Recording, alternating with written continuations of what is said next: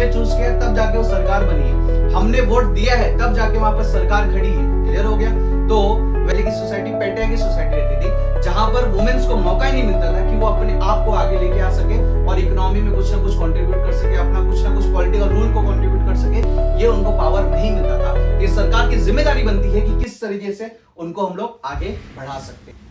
So hello everyone, तो कैसे आप सब लोग? बहुत अच्छे होंगे आप लोग। सो आज हम लोग वापस से मिल चुके हैं एक न्यू वीडियो में और एक नए जोश के साथ में हम लोग आज एक नया टॉपिक करने वाले हैं। तो आज का जो टॉपिक रहेगा वो कहीं ना कहीं आपको अगर बोर्ड पे दिख रहा होगा या टाइटल से आप लोगों को समझा होगा या थंबनेल से आप लोगों को समझा होगा, तो आज का जो टॉपिक रहेगा ना आपके माइंड को थोड़ा सा वाइडर सोचने पे मजबूर कर देगा। तो रेडी हैं आप सब लोग? तो चलिए शुरुआत करते हैं। तो सबसे पहले जो हम लोग आज का टॉपिक रहेगा तो उसमें अगर हम लोग देखेंगे तो क्या लिखा हुआ है? लिखा हुआ है इंपॉर्टेंस ऑफ कॉन्स्टिट्यूशन। क्या लिखा हुआ है? Importance of constitution. अब आप लोग में से बताओ मुझे कितने लोगों को कॉन्स्टिट्यूशन के बारे में जानकारी है? कुछ लोगों को होगी, कुछ लोगों को नहीं होगी, कोई बात नहीं। इस वीडियो से आप लोग कॉन्स्टिट्यूशन का पूरा जानकारी आपको मिल जाएगा। क्लियर हो गया कि कॉन्स्टिट्यूशन क्यों हमारे लिए इंपॉर्टेंस रहता है, कॉन्स्टिट्यूशन का रोल क्या रहता है हमारी लाइफ में, इसको हम लोग क्या करेंगे? अंडरस्टैंड करेंगे। देखो, अब as a citizen, as a Indian citizen, सिर्फ ऐसा नहीं कि हम लोग रिपब्लिक डे मना रहे हैं, इंडिपेंडेंस डे मना रहे हैं, उसी दौरान ही हम लोग को देश की नॉलेज होनी चाहिए। हमको ना as a citizen basic knowledge सब कुछ पता रहनी चाहिए। तो मेरे साइड से मैं हमेशा यही ट्राई करूंगा कि सभी को जो बेसिक नॉलेज रहता है वो आप तक पहुंच पाए। ठीक है, तो चलिए शुरुआत करते हैं अभी हम लोग। और सबसे पहले हम लोग देखते हैं कि इंपॉर्टेंस ऑफ कॉन्स्टिट्यूशन। नाउ पहला मेरा क्वेश्चन रहेगा, कॉन्स्टिट्यूशन क्या होता है ना? कॉन्स्टिट्यूशन का मतलब क्या होता है? तो एक हम लोग क्या करते हैं, एग्जाम्पल लेते हैं, उससे हम लोग क्या करेंगे? अंडरस्टैंड करेंगे। ठीक है, अब सबसे पहले आप लोग सोचिए, आप लोग ना एक बड़े से ग्रुप के मेंबर हो। क्या हो? आप लोग एक बड़े से ग्रुप के मेंबर हो और सपोज उस ग्रुप में 10 लोग हैं। जस्ट टेक एन एग्जांपल कि उस ग्रुप में 10 लोग रहते हैं और वो कहीं कंपनी में काम कर रहे हैं। कहां पर काम कर रहे हैं? कोई कंपनी में काम कर रहे हैं। अब अगर उस कंपनी में प्रॉपर फंक्शनिंग चाहिए, क्या चाहिए? प्रॉपर फंक्शनिंग चाहिए रहेगा, तो उसके लिए हमको क्या रिक्वायरमेंट रहेगा? उसके लिए रिक्वायरमेंट रहेगा रूल्स। क्या रिक्वायरमेंट रहेगा? रूल्स रिक्वायरमेंट रहेगा जो सभी को क्या करना पड़ेगा? फॉलो करना पड़ेगा। वही सेम चीज हम लोग ले लेते हैं अपने कंट्री लेवल पे। अब कंट्री में अगर आप लोग देखते हो तो इतनी ज्यादा पॉपुलेशन है, भारत की पॉपुलेशन आप लोग जानते हो कितनी ज्यादा भारत की पॉपुलेशन है। तो कहीं ना कहीं हमको ये लगता है ना कि इतने सारे लोगों को साथ में हम लोग मैनेज कैसे करें? ये क्वेश्चन आता है। मैनेज करता भी कौन है? हमारी गवर्नमेंट मैनेज करती है कि नहीं? बट गवर्नमेंट को भी संभालने के लिए उनको तो रूल्स पता होना चाहिए ना। तो वो रूल्स कौन हमको डिसाइड करके देता है? हमारा संविधान। तो पहला चीज आपको क्लियर हो गया कि कॉन्स्टिट्यूशन का इंपॉर्टेंस क्या होता है। तो कॉन्स्टिट्यूशन का इंपॉर्टेंस आपको ये समझना रहेगा, कॉन्स्टिट्यूशन एक रूल बुक होता है जिसके बेसिस पे हमारी कंट्री रन करती है। तो ये क्लियर हो गया? जिसके बेसिस पे पुलिस रन करती है, जिसके बेसिस पे हर एक सिस्टम, जितना भी आप लोग भारत के सिस्टम को देखते रहोगे, सब कुछ किस पे बेसिस पे रन करते हैं? हमारे कॉन्स्टिट्यूशन पे। तो पहला पॉइंट आप लोगों को क्लियर हो गया। अब हम लोग अंडरस्टैंड करते हैं कि हमारा पहला चीज क्या रहेगा, पहला फंक्शन क्या रहेगा कॉन्स्टिट्यूशन का। तो सबसे पहले यहां पर आप लोगों ने देखा रहेगा, पहला बता रहा है provide a set of basic rules. क्या बता रहा है? Provide a set of basic rules which allows coordination among the member of society. अब जैसे आप लोग अपने इंडिया के बारे में अगर जानते रहेंगे तो इंडिया में आप लोग समझते रहेंगे एक तो पॉपुलेशन ज्यादा है, ठीक है। दूसरा दिक्कत क्या है, या दूसरा एक हम लोग को डाइवर्सिफिकेशन क्या मिल जाता है? तो आपको यहां पर अलग धर्म मिल जाएगा, अलग तरीके से कास्ट मिल जाएगी आप लोगों को, अलग तरीके से लोगों का हॉबी मिल जाएगा, कोई रिच रहेगा, कोई पुअर रहेगा, बहुत सारी चीजें आपको क्या मिल जाएंगी? एक डाइवर्सिफिकेशन मिल जाएगा। थोड़े से दूर आप लोग जाओगे कहीं पर तो वहां पर लैंग्वेज चेंज होता है, उनका बिहेवियर चेंज होता है, उनका कपड़ा पहनने का तरीका चेंज होता है, सारी चीजें क्या हो जाती है? चेंज हो जाती है। तो कहीं ना कहीं क्या होता है, अब अगर इतने बड़े से ग्रुप में किसी को मैनेज करना रहेगा जो साथ ही साथ चल पाए, तो यहां पर देखो एक वर्ड लिखा हुआ है ना, कोऑर्डिनेशन। कोऑर्डिनेशन का मतलब क्या हो जाएगा? जो एक साथ एकजुट होकर मिलके चल पाए। क्लियर हो गया? ठीक है।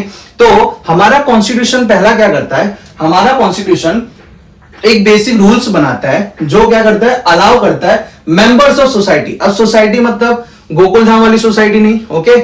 सोसाइटी का मतलब हो जाएगा कंट्री वाइड। क्लियर हो गया? तो कंट्री वाइड में लोगों में एक प्रॉपर तरीके से कोऑर्डिनेशन रहे, लोग एक साथ मिलके चल पाए, इसकी वजह से क्या रहता है? हमारा कॉन्स्टिट्यूशन वहां पर इंपॉर्टेंट रोल प्ले करता है। तो कॉन्स्टिट्यूशन क्या करता है? बेसिक रूल्स बना के देता है जो हर सोसाइटी के मेंबर्स में कोऑर्डिनेट करके चलने में मदद करता है। नहीं तो ऐसा हो जाएगा ना, अब अलग अलग डाइवर्सिफिकेशन रहेगा तो आपको क्या लगेगा कि मेरे लैंग्वेज वाले या मेरे रिलीजन वाले साथ में रहने चाहिए, ऐसा नहीं हो सकता ना। इंडिया में आप लोग देखते रहोगे बहुत ज्यादा यहाँ पर क्या है, डाइवर्सिफिकेशन रहता है, जो मैंने आपको पहले बताया।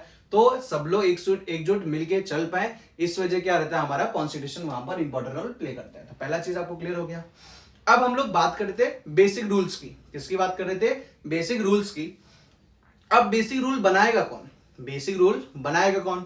तो सेकंड में अगर हम लोग देखते हैं, पावर टू मेक डिसीजन या रूल्स। अब किसके हाथों में पावर है? अब आप लोग ने अगर पहले के जमाने में देखा रहेगा तो पहले के जमाने में कैसा रहता था, पॉपुलेशन भी कम हुआ करती थी और वहां पर जो राजा महाराजा चलते थे वो लोग रहते थे, है कि नहीं। और कुछ कुछ देशों में तो ऐसा भी होता है कि वहां की पॉपुलेशन, अब जैसे ना दो चीजें होती है कोई भी डिसीजन लेने के लिए, एक होता है हम लोग का डायरेक्ट, एक हो जाता है हम लोग का इनडायरेक्ट। अब डायरेक्ट में क्या डिफरेंस होता है और इनडायरेक्ट में क्या डिफरेंस होता है, इसको हम लोग अंडरस्टैंड करते हैं। तो डायरेक्ट में क्या रहता है पता है, डायरेक्ट में अगर किसी को डिसीजन लेना रहेगा तो क्या करेंगे, वहां के लोगों से पूछा जाएगा। क्या किया जाएगा? वहां के लोगों से पूछा जाएगा कि हाँ बताइए ये हम लोग नया स्कीम ला रहे हैं, ये हम लोग नया डिसीजन लेना चाह रहे हैं, लेना चाहिए कि नहीं लेना चाहिए। जैसे आपके घर में होता होगा, आप घर में बेसिकली 5 से 6 लोग या 4 लोग रहते हैं, तो कोई भी घर का डिसीजन लेना रहेगा तो आप लोग इजीली ले सकते हो चारों पांचों से पूछ के, ओके। बट अब समझो इंडिया इतनी बड़ी कंट्री है, तो क्या हम लोग सबसे पूछ सकते हैं? बिल्कुल नहीं पूछ सकते। तो हम लोग क्या वे यूज करते हैं एक बेसिक रूल बनाने के लिए, तो हम लोग यूज करते हैं इनडायरेक्ट वे। इनडायरेक्ट वे का मतलब क्या हो जाएगा, अब जैसे देखो इलेक्शंस के बारे में आप लोग जानते रहोगे, तो दो टाइप के इलेक्शंस होते हैं, एक डायरेक्ट इलेक्शंस होता है और एक इनडायरेक्ट इलेक्शंस होता है। क्लियर हो गया? अब अगर हम लोग इनडायरेक्ट वे में समझेंगे तो कैसा हो जाएगा, डायरेक्ट में तो हम लोग सब लोग पार्टिसिपेट तो नहीं कर सकते, है कि नहीं। अब जैसे हमारे पीएम मोदी जी हैं, तो उनको कोई भी डिसीजन लेना रहेगा तो ऐसा तो नहीं होगा कि आपसे पूछने आएंगे कि बताओ भाई ये करना चाहिए कि नहीं करना चाहिए, है कि नहीं। यूसीसी बिल लाना चाहिए कि नहीं लाना चाहिए, है कि नहीं। सुप्रीम कोर्ट कोई जजमेंट देना चाह रहा है तो सुप्रीम कोर्ट ऐसा तो ना सबसे पूछ सकता है कि ये जो लॉ में पास करने जा रहा हूं ये क्या क्लियर है कि नहीं, ये आप लोग से नहीं पूछा सकता। इसके लिए हम लोग क्या यूज करते हैं, हम लोग यूज करते हैं इनडायरेक्ट वे। अब इनडायरेक्ट वे में क्या होता है, तो इनडायरेक्ट वे में क्या करते हैं हम लोग ना इलेक्शंस करवाते हैं। क्या करवाते हैं? हम लोग इलेक्शंस करवाते हैं। देखो हर 5 साल में क्या होता है, इलेक्शंस होता है। अब उस इलेक्शंस में हम लोग क्या करते हैं, अपने रिप्रेजेंटेटिव को वोट करते हैं। जैसे आप लोगों ने देखा रहेगा लोकसभा की सीट्स होती है, अलग अलग कॉन्स्टिट्यूएंसीज होती है, तो लगभग लोकसभा की 543 सीट्स है। अब उसमें हम लोग क्या करते हैं पता है, हम लोग अपने बिहाफ पे किसी को, कोई भी जैसे रिप्रेजेंटेटिव रहता है उसको हम लोग क्या करते हैं, चुनते हैं। अब जैसे एक और एग्जांपल लेता हूं, आपका एक क्लास है और क्लास के हम लोग क्या करते हैं, मॉनिटर को चूज करते हैं। अब क्लास मॉनिटर क्या करता है, मॉनिटर आपके बिहाफ टीचर्स के साथ में जो भी डिस्कशन करना रहता है क्लास रिलेटेड वो कर पाता है। वही सेम चीज हम लोग क्या करते हैं पता है, हम लोग अपना रिप्रेजेंटेटिव चुनते हैं और वो लोग कहां पर जाते हैं, अपने पार्लियामेंट में। कहां पर जाते हैं वो लोग, अपने पार्लियामेंट में जाते हैं। और पार्लियामेंट में हमारे बिहाफ पे, जैसे अगर हम लोग एग्जांपल है पालघर का, क्लियर हो गया।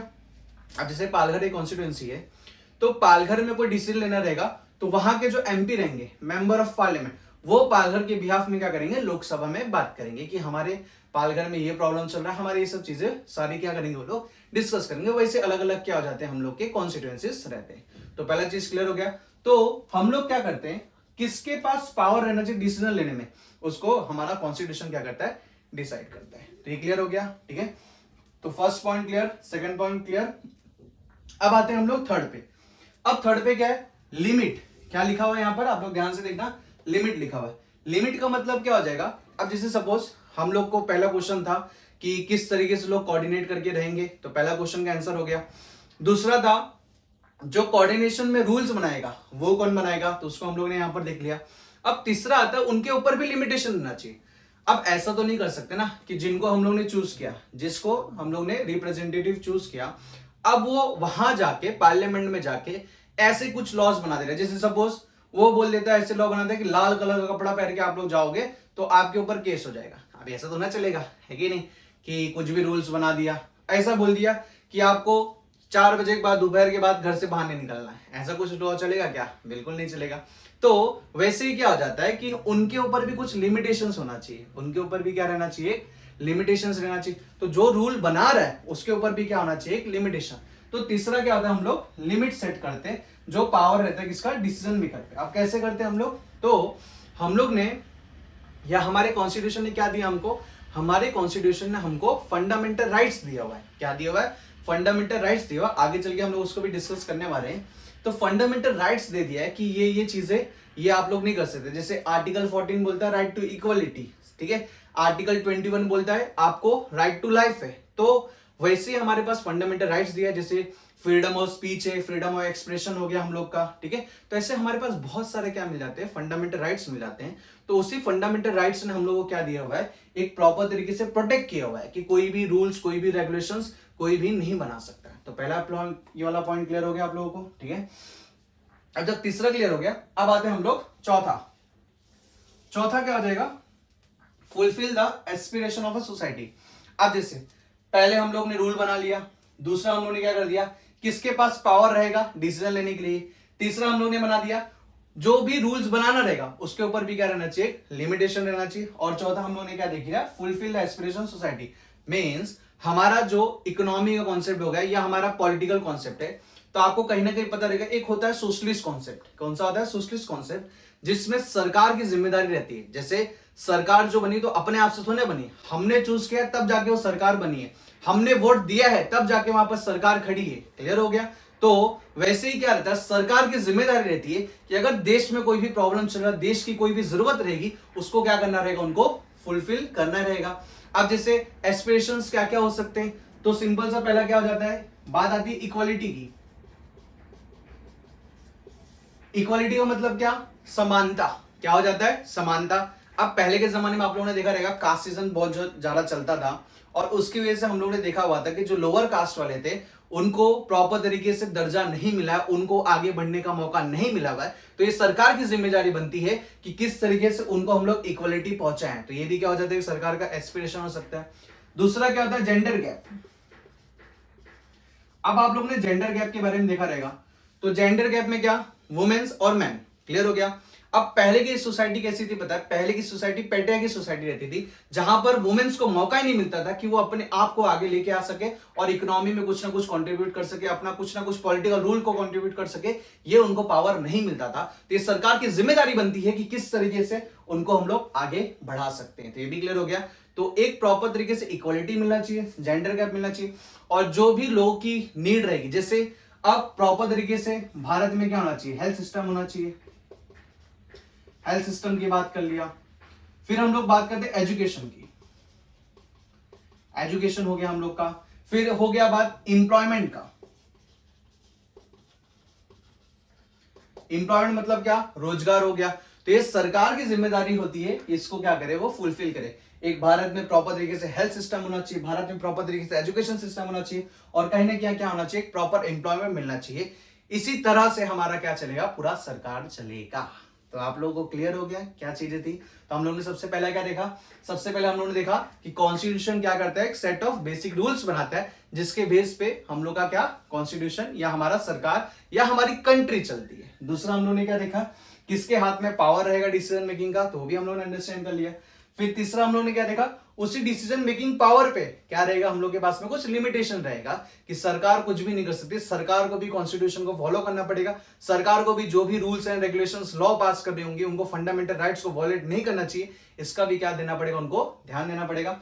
और चौथा हम लोगों ने क्या देखा, जितने भी फुलफिल रहेगा, जैसे सोसाइटी की जो भी रिक्वायरमेंट रहेगी, जो भी नीड रहेगी, तो वो गवर्नमेंट को क्या करना रहेगा, फुलफिल करना रहेगा। तो इक्वालिटी होनी चाहिए, जेंडर गैप कम होना चाहिए, हेल्थ सिस्टम भारत का अच्छा होना चाहिए, एजुकेशन सिस्टम अच्छा होना चाहिए, और एक प्रॉपर रोजगार एम्प्लॉयमेंट मिलना चाहिए।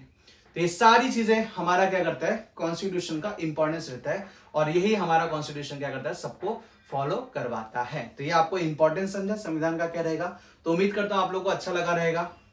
अब आगे इसी वीडियो, ऐसे आगे वीडियो के लिए आप लोग लाइक करिए, सब्सक्राइब करिए और शेयर जरूर करिए, और कमेंट्स में बताना कि किस तरीके से आपको मेरा लेक्चर लग रहा है आपको। सो मिलते हैं नेक्स्ट लेक्चर में। जय हिंद एवरीवन।